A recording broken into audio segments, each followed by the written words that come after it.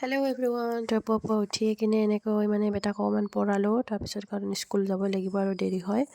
স্কুলৰ পৰা থৈ আহিয়ে ডাইৰেক্ট আজি যিহেতু মঙলবাৰ, আমাৰ পাতিলাৰহাট বজাৰ আজি তো, আৰু কালি যিহেতু পূজাও আছে তো সেই পূজাৰ কাৰণে ফল মূল কিনিবৰ কাৰণে এয়া দোকানত আহিলোঁ।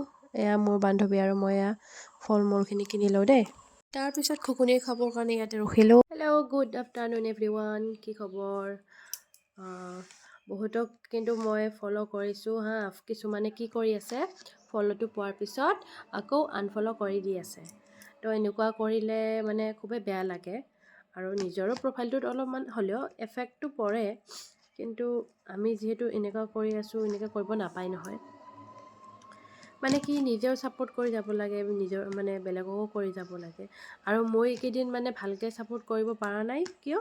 কাৰণ বেটাৰ এক্সাম ষ্টাৰ্ট হৈ গৈছে আৰু তো এইকেইদিন অকণমান অসুবিধাই হয়। তথাপিও মই যিমানখিনি পাৰোঁ কৰি আছোঁ আৰু পষ্ট মই ভালকৈ কৰিব পৰা নাই।